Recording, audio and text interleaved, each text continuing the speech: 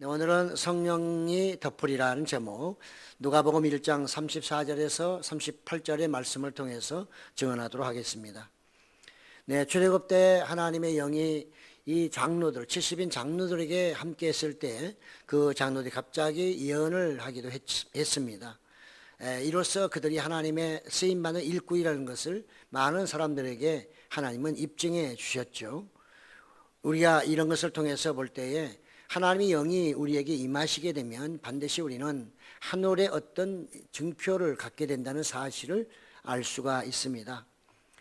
토레이 목사님, 유명하신 분이죠. 그는 아침마다 일어나면 먼저 하나님께 성령을 구하는 기도를 한다고 합니다.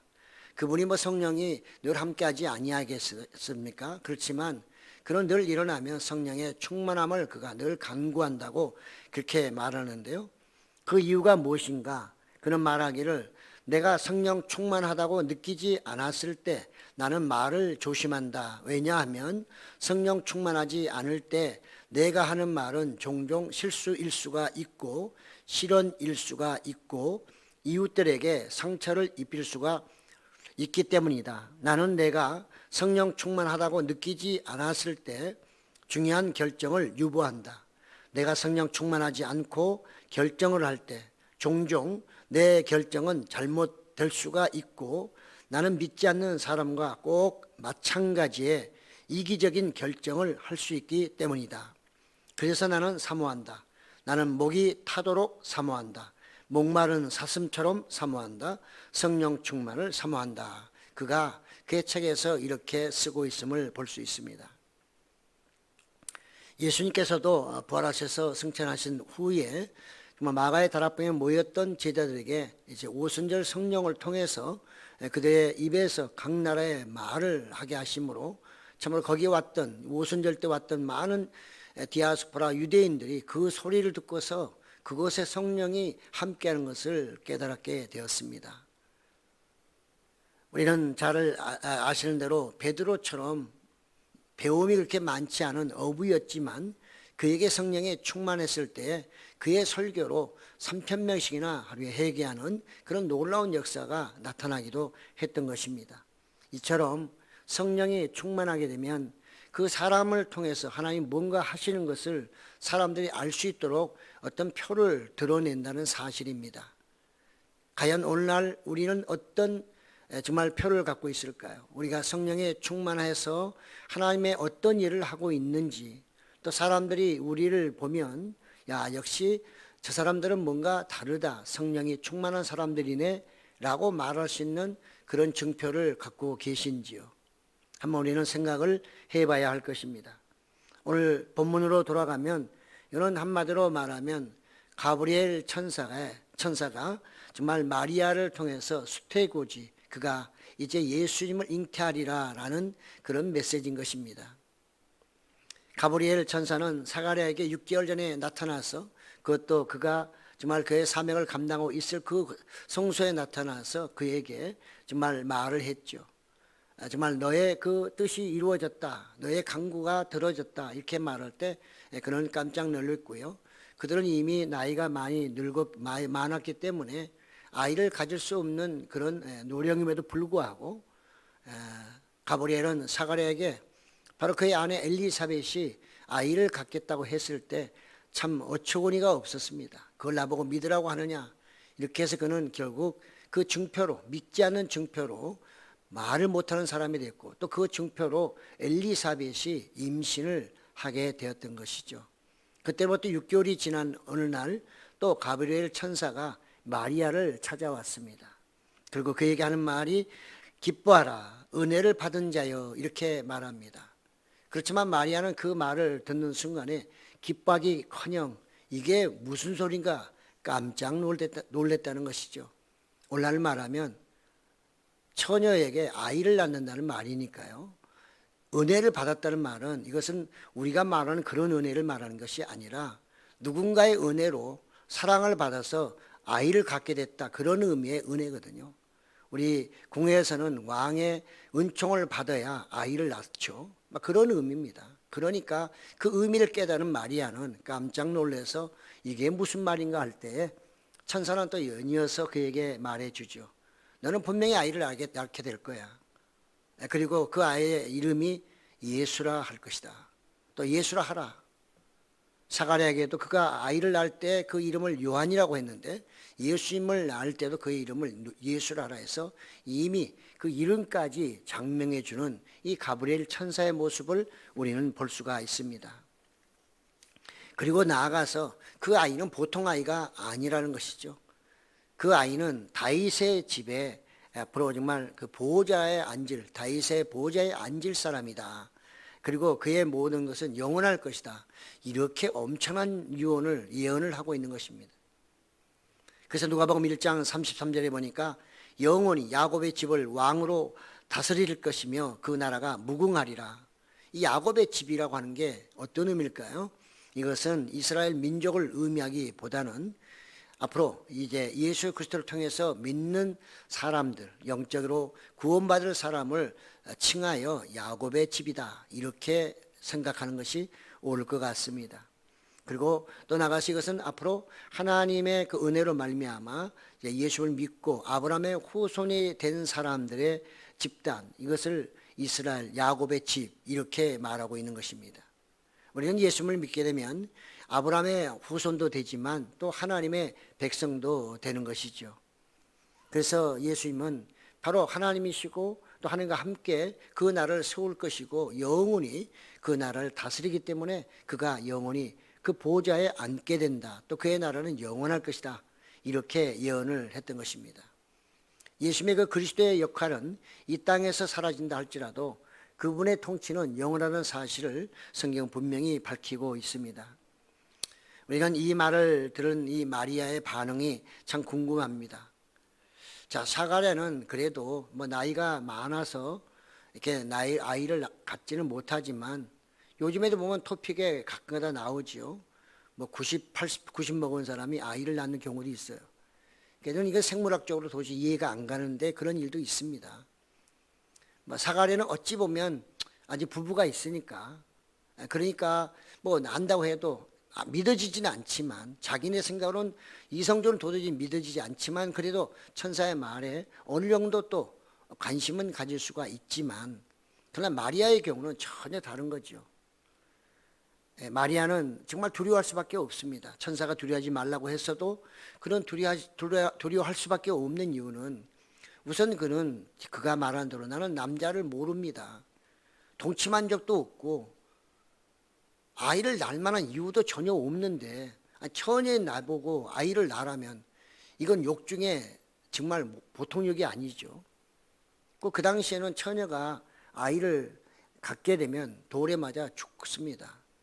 왜냐하면 음란한 여자라고 말하고 그것은 그 어떤 사회에 여러 가지 성적인 여러 가지 좋지 않은 영향을 미치기 때문에 그런 사람은 그냥 돌로 쳐 죽이라고 율법에 나와 있거든요.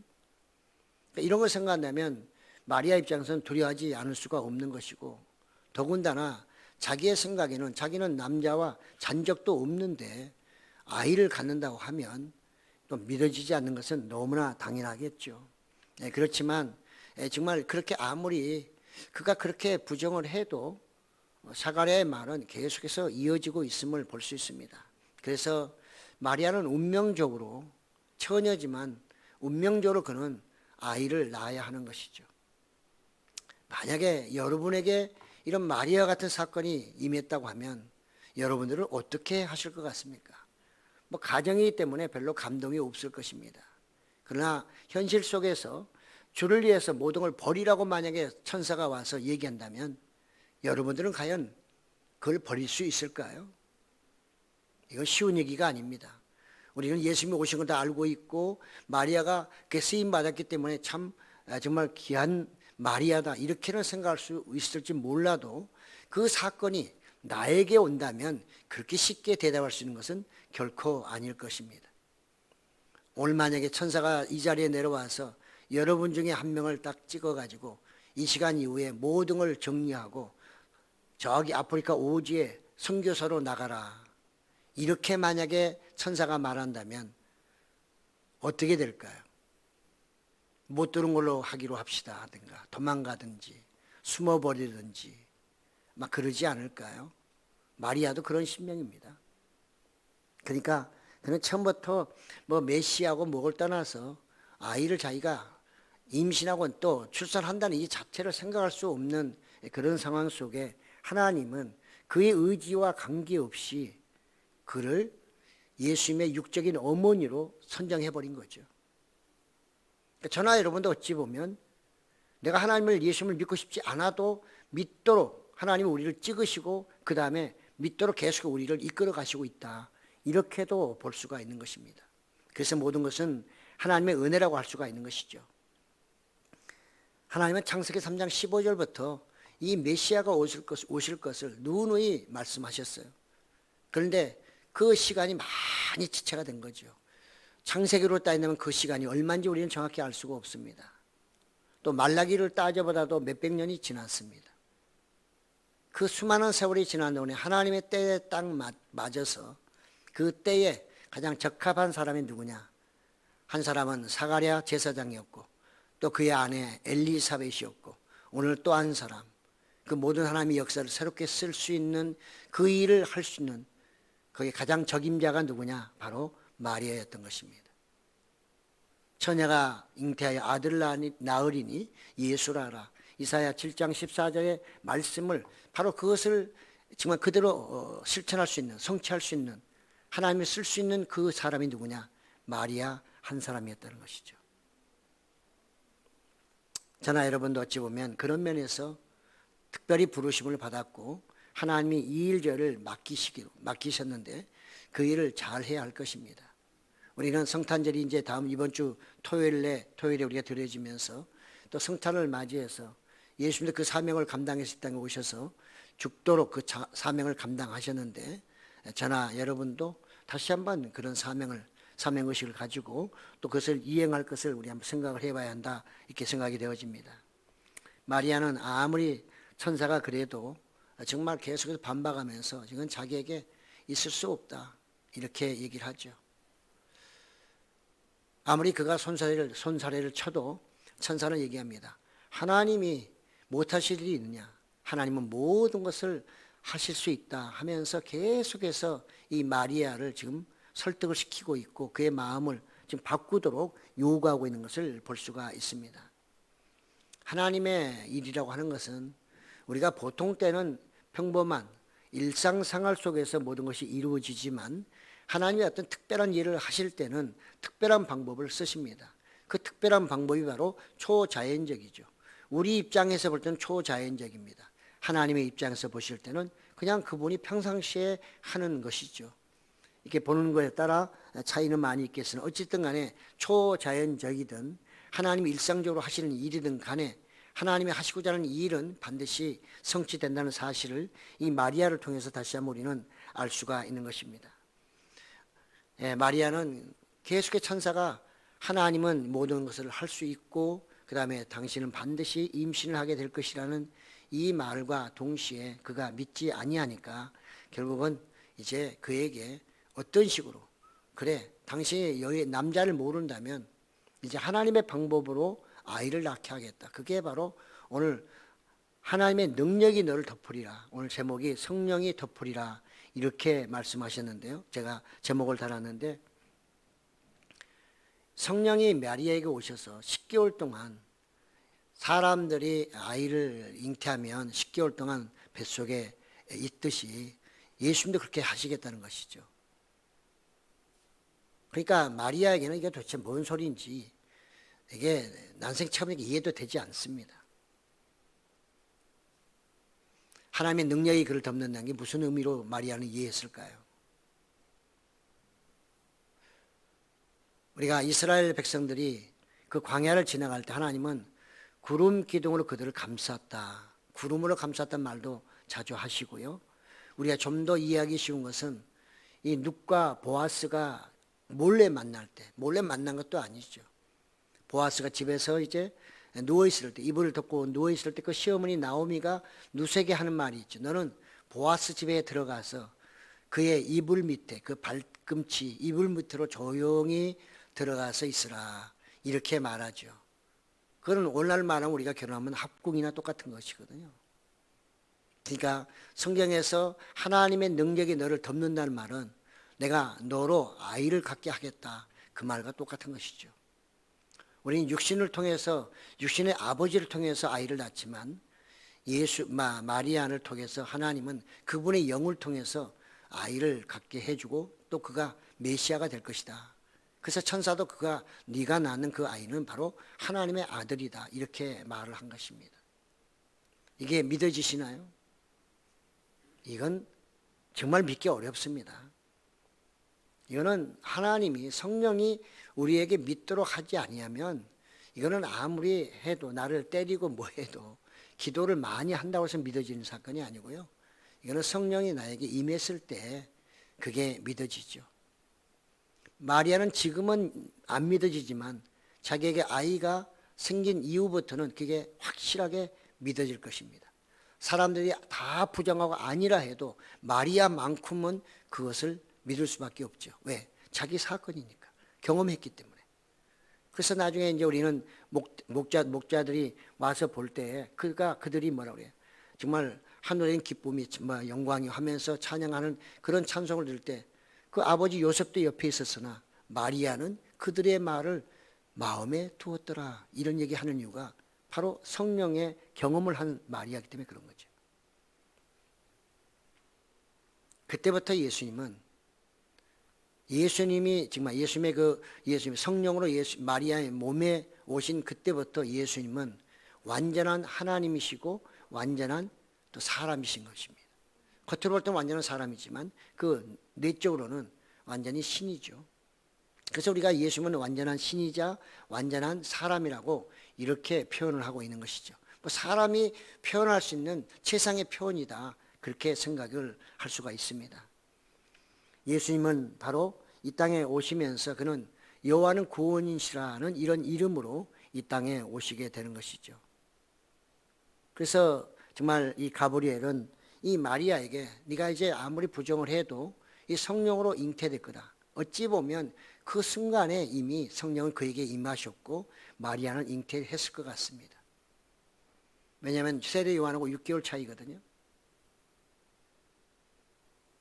그래서 정말 하나님의 불가능이 없음을 말하면서 정말 이 마리아에게 계속해서 성령이 그의 마음을 감동을 시키기 때문에 그 성령의 감동으로 인해서 마리아의 마지막 말이 무엇입니까? 38절을 보니까 마리아가 이르되 주의 여종이오니 말씀대로 내게 이루어지리이다. 그래서 천사가 떠나는 것을 볼 수가 있습니다.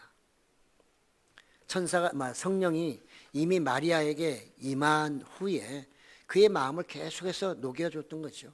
그래서 그렇게 거부하고 있을 수 없다고 부정하고 그게 나한테 있어서는 안 된다고 그야말로 아우성치던 그 마리아가 이 성령이 들어오심으로 인해서 잉태도 되었지만 그의 마음도 완전히 녹아지기 시작하면서 이제는 하나님을 거부하는 사람이 아니라 하나님의 뜻을 인정하고 그대로 받아들이는 순종하는 마리아로 바뀌게 되었다는 것이죠. 그래서 주의 요정이라고 얘기합니다. 우리가 신앙생활을 하면서 바로 우리의 믿음이 이렇게 마리아처럼 바뀌어야 하는 거죠. 우리가 예수 믿기 전에는 세상에서 또 지금도 마찬가지지만요. 내가 내 생각대로 내 마음대로 막 살지만 그러나 주님 앞에 섰을 때는 우리가 겸손하게 그분의 모든 것을 수용하고 순종하는 이런 자세로 바뀌는 것이 성령 충만한 사람의 모습이라고 하는 거죠. 오늘 한국교회 모든 성도들이 성령이 충만하다 하면 아마 놀라운 역사가 매일매일 나타나게 될 거고요. 각 교회마다 각 성도들마다 그런 놀라운 역사들이 계속해 나타나므로 세상에 감당할 수 없는 그런 일들이 나타나게 될 것입니다. 그러나 실제로 우리가 그렇지 않은 이유는 바로 우리 모든 성도들 또 교회 바로 성령이 충만하지 않기 때문에 그런 일이 나타날 수가 없다는 것도 되는 것입니다. 그래서 토레이 목사가 한 말이 맞는 거죠. 늘 성령 충만을 먼저 그가 기도한다. 사무치게 기도한다. 사슴처럼 목마른 사슴이 물을 정말 찾아 헤매듯이 자기도 그 성령 충만함을 날마다 구한다고 말하고 있는 이유가 거기에 있는 것입니다. 그러니까 그분은 벌써 이 성령 충만의 역사가 무엇인지를 너무 깊이 알고 있는 거죠. 그냥 우리는 우리라면 죄송하지만 보통 사람들은 성령 충만 그러면 그냥 뭐 조금 믿음이 좋아지는 그런 상태인가 보다 이렇게 생각하지만 그 정도를 말하는 게 아니거든요. 마리아와 같이 처녀가 아이를 낳았는데도 안 된다고 했던 그가 이제는 알았습니다. 주시면 낳아야죠. 마음대로 하십시오. 이렇게 말할 수 있는 게 바로 뭐냐? 그게 바로 성령 충만하기 때문에 가능하다는 얘기입니다. 그래서 마리아는 이 성령이 충만한 이후에 그에게는 엄청난 변화가 와버렸어요. 이제는 자기의 생각대로 살지 않고 자기의 마음대로 결정하지 않습니다. 모든 것은 하나님의 생각대로, 결정되는 모든 것은 하나님의 뜻에 의해서 결정되므로 자기는 순종하는 한 여종처럼 그렇게 살아가겠다, 이렇게 말하고 있는 것을 볼 수가 있습니다. 우리는 성령님이 우리에게 임했을 때 바로 이런 우리의 자세가 필요하고 또 그런 우리의 정말 어떤 마음을 하나님은 원하시는 거죠. 네. 그래서 예수님도 말씀하시길 나는 온유하고 겸손하니, 그게 성령 충만한 분의 말씀이거든요. 예수님 자신이 성령이지만 또 그분도 성령 충만했기 때문에 충만한 가운데 항상 하시는 말씀, 나는 온유하고 겸손하니 나를 본받으라, 또 나에게 오라, 이렇게 말씀하셨습니다. 성령님은 바로 하나님의 영이자 예수님의 영이기도 합니다. 이성으로는 이해할 수가 없습니다. 오로지 하나님의 은혜로만 깨달아질 수가 있고요. 또 우리는 이 성령의 충만함을 우리의 삶의 경험을 통해서 일부나마 알 수는 있습니다. 그러나 그것이 다는 절대로 아닌 것입니다. 신비스러운 존재이십니다. 그래서 성령이 나에게 임하면 예수님은 말씀하시기를 너희가 기억날 것이고 또 말하게 하실 것이고 또 나가서 생각나게 하시리라, 이런 말씀을 하신 이유가, 또 깨닫게 하리라 하신 말씀이 바로 그 성령의 역사가 그만큼 다양하고 엄청난 정말 힘을 갖고 있다는 것을 알 수 있는 것이죠. 성령은 우리의 구원과 떼어놓을 수 없는 관계, 이해는 100% 안 되지만 하여튼 믿어야 하는 것이 성령입니다. 또 그분의 성령 충만이 우리에겐 반드시 필요한 것이죠. 그래서 예수님을 제대로 믿는 사람은 성령에 대해서 부인하지는 않습니다. 성령을 부인하고 예수를 믿는 것은 거짓말입니다. 그 사람은 철저하게 거짓말하고 있는 것입니다. 성령이 임하지도 않는데 사람들 눈 때문에 뭐 때문에 예수를 믿는다고 말해요. 내가 예수를 진짜 믿는다고 말하는 것은 이건 거짓말하는 거예요. 그분에게는 성령이 임했기 때문에 그렇게 말을 하고 있는 것입니다. 그렇기 때문에 여러분에게도 다 성령이 임하셨기 때문에 오늘 또 이 추운 날 오셔서 예배를 드리고 또 하나님의 말씀을 듣고자 하는 것이죠. 그러니까 이미 여러분의 성령이 임하셨는데 이제 중요한 것은 그 임하심보다도 충만함을 우리는 사모해야 된다, 이렇게 볼 수가 있는 것입니다. 성령이 충만해야 나의 육적인 생각으로 살지 않고요, 나의 육이 영적으로 바뀌는 것입니다. 우리는 육이 영으로 바뀌면 여러분들 중에서는 특히 남자분들은 굉장히 불안해합니다. 내가 너무 예수님에 미쳐버리면 이거 큰일 나는 거 아니야? 예수님께 제대로 미치면 큰일 나는 정도가 큰일 나죠. 예수님께 제대로 미쳐버리면 완전히 세상에서 뛰어난 사람이 됩니다. 대충 미쳐서 그런 거지 완전히 미쳐야 돼요. 예수님 미치려면. 예. 어설프게 미치면 이것도 저것도 안 되지만 예수님께 완전히 미쳐버리면 하나님이 그를 엄청나게 사용하십니다. 그분의 능력이 임하는데 뭐 걱정할 게 뭐가 있어요. 그게 안 되니까 문제죠. 그래서 많은 우리 특히 이제 남자분들은 그냥 이렇게 신앙생활을 아주 기본적인 것만 하고 뭐 성령 충만 이런 얘기인 것을 부정하는 경우가 있는데 아닙니다. 완전히 충만해야 하나님의 나라를 사모할 수 있고요, 그 세계를 맛볼 수가 있어요. 그리고 이 땅에서도 열심히 살아갑니다. 성령이 충만한 사람이 이 세상을 무시하는 것은 그건 성령 충만하지 않은 거예요. 사가랴나 마리아나 엘리사벳에게 성령 충만했는데 그들이 세상을 무시하고 어디 산골에 살던가요? 아니요. 아이 낳을 때만 그런 거지 아이가 탄생한 이후에는 열심히 살아요. 우리가 오해하는 겁니다. 오해. 사람들이 저렇게 오해를 시키는 거고, 옛날에 믿는 사람들 중에서 그냥 미치긴 미쳤는데 잘못 미쳐가지고 가정도 버리고 자녀도 버리고 세상도 버리고 다 버려버리고 어느 순간에 은혜 받았다고 어디 이상한 데 가버리고 이상한 사람 돼버리니까 성령 충만을 오해하는 것입니다. 그건 오해하는 것이지 진정으로 성령 충만해서 정말로 그 성령에 미쳐버리면 이거는 완전히 새로운 사람이 돼요. 완전히 새로운 사람이 됩니다. 엘리사벳, 마리아, 사가랴 다 마찬가지예요. 그래서 그들은 이 성령으로 인해서 이제 새롭게 됐기 때문에 마리아도 결국은 이 성령의 체험으로 인해서 내가 주의 여종입니다. 이렇게 고백하거든요. 하나님의 영이 함께하는 사람, 충만히 임하는 사람에게는 절대로 자기를 주장하지 않습니다. 하나님의 말씀대로 순종하려고 애쓰는 쪽으로 방향이 바뀌는 것이지 뭐 자기가 보고 뭐하고 해서 나를 드러내고 이것은 성령 충만과는 전혀 반대의 모습인 것이죠. 성령이 마리아에게 충만히 임했을 때 그에게는 바로 잉태라고 하는 표적을 주었어요. 그것을 확신할 수 없으니 그래서 천사는 바로 엘리사벳에게 가봐라.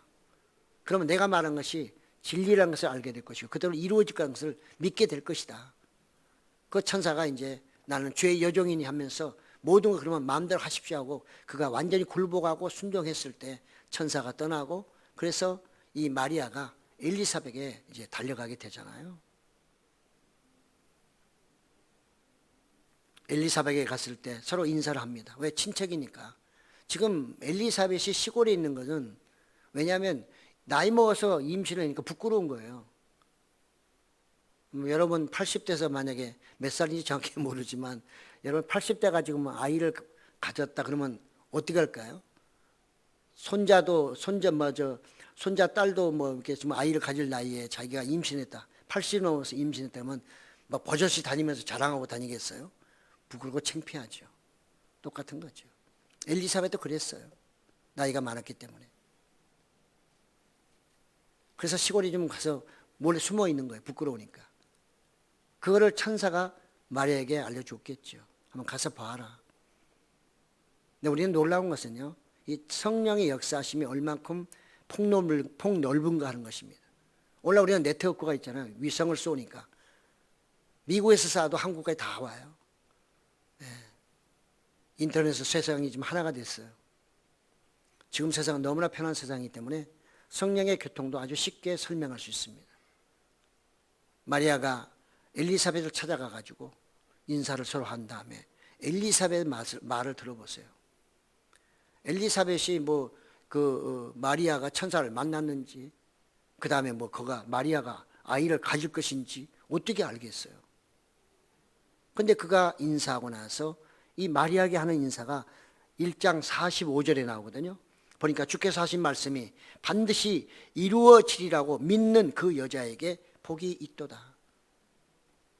천사가 말한 그것이 그대로 이루어질 거라고 믿는 그 여인에게 복이 있도다. 그래서 지금 마리아, 그래 네가 지금 천사에게 그런 말을 들었는데 너는 그로 인해서 복 있는 여자가 되었다. 이렇게 말하고 있는 것입니다.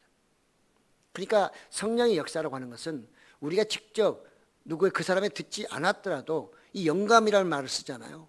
이 영감을 통해서 서로 간에 알게 되는데 오늘 마리아와 엘리사벳은 그런 어떤 성령의 교통함을 우리에게 암시하고 있다고 볼 수가 있는 것이죠. 정말 사가랴는 믿지 못해서 말 못하는 사람이 돼요. 여전히 자기 남편은 지금도 말을 못해요. 언제까지? 세례 요한이 태어날 때까지 말을 못하게 해버렸어요.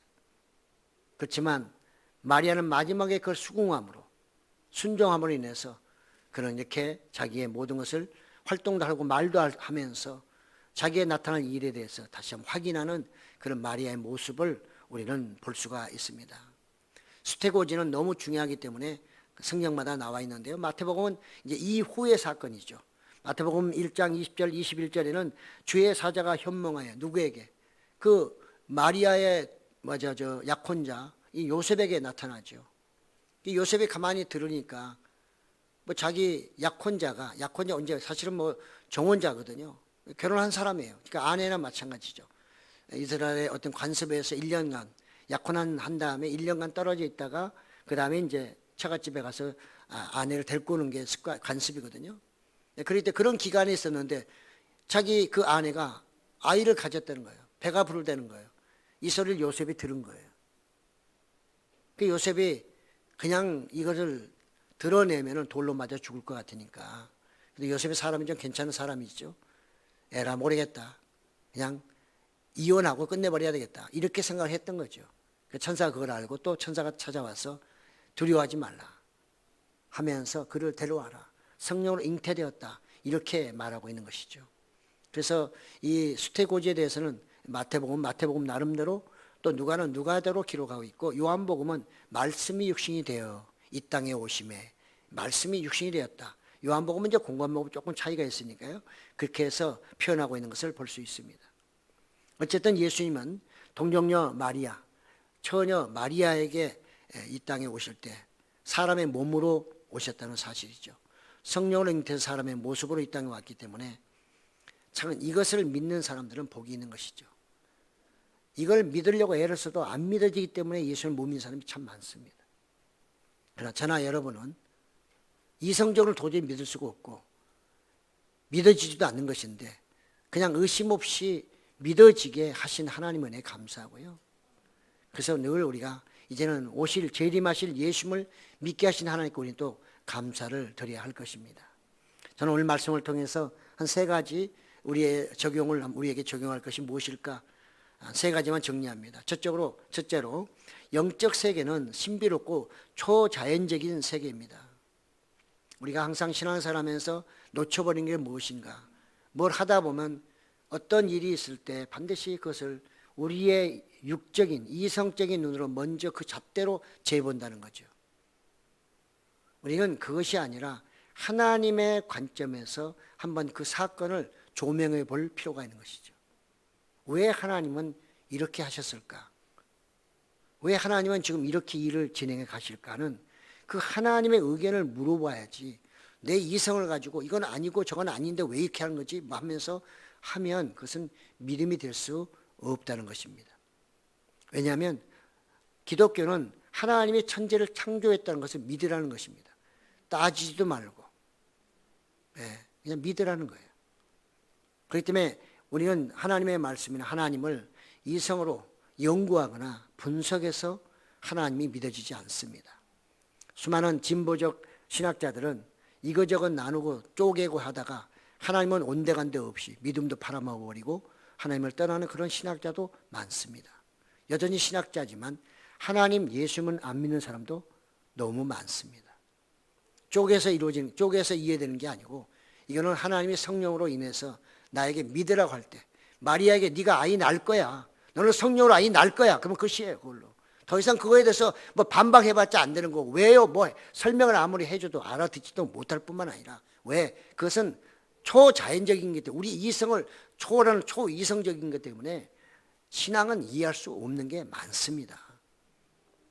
이걸 인정하는 것이, 이걸 받아들이는 게 우리 기독교인이고, 이게 바로 믿음이에요. 세상 사람이 볼 때는 되게 어리석고 말도 안 되는 소리 같지만, 그러나 우리 믿음의 세계에서는 이것이 가장 옳다고 믿는 것이죠. 왜? 사람을 믿는 게 아니고 세상에 어떤 되어진 것을 믿는 게 아니라 천지 만물을 창조하신 하나님을 믿기 때문에 우리는 그런 신앙 고백을 할 수가 있는 것입니다. 엘리사벳도 그랬고 마리아도 그랬고 결국은 초자연적인 사건입니다. 그들은 믿을 수밖에 없었고요. 그것이 믿어질 때 나중에는 그 아들 예수가 십자가에 돌아갔어도 결국은 메시아일 거라는 그런 생각을 하게 됐던 것이죠. 우리는 성령이 우리에게 임할 때 천국도 믿어지고 지옥도 믿어지는 것입니다. 영생도 믿어지게 되고 예수님이 나의 구세주라는 것도 자연스럽게 믿어지게 되는 것입니다. 두 번째, 하나님은 순종하는 사람을 찾으십니다. 다윗이 하나님의 마음에 합당하다고 한 이유는 그가 완전한 자가 아닙니다.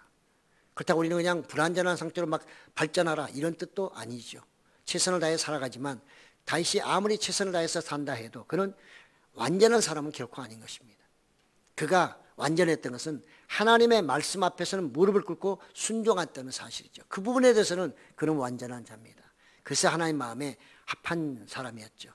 그러나 반면에 사울 왕은 그렇지 않았습니다. 그런 자기 마음대로 제사도 막 지내버리고 자기 마음대로 뭐 이거저거 막 하는, 하나님의 말씀을 어기는 불순종자였기 때문에 그런 하나님의 마음에 합한 왕이 될 수가 없었던 것입니다.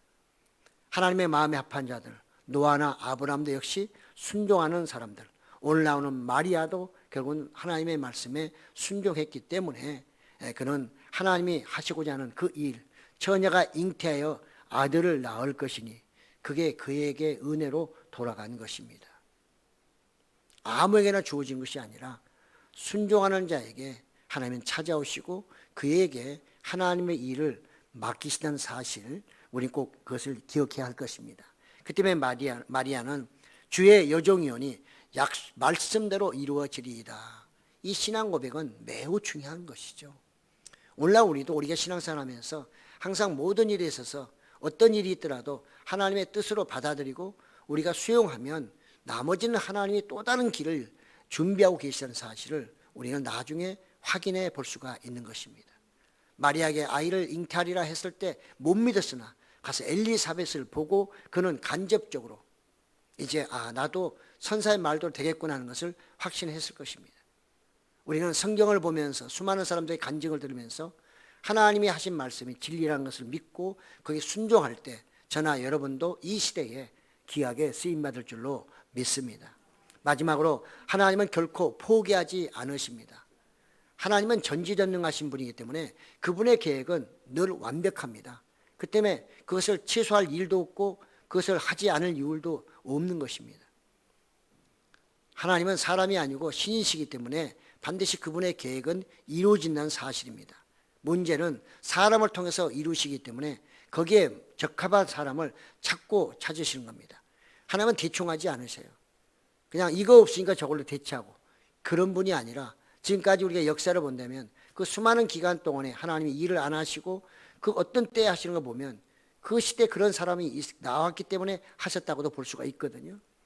그렇지만 하나님은 끝까지 사람을 찾으시고 또 찾아서 나중에는 그를 복종시켜서 또는 그를 하여금 동조하게 해서 하나님이 일을 하게 하는 걸 볼 수 있어요. 포기하지 아니하시는 하나님. 하나님은 때가 되면 모세를 불러서서 모세가 처음부터 하나님 말씀대로 순종한다고 하던가요? 이래저래 핑계만 대고 결국은 순종시켜서 복종시켜서 결국은 이스라엘 지도자로 세우시잖아요.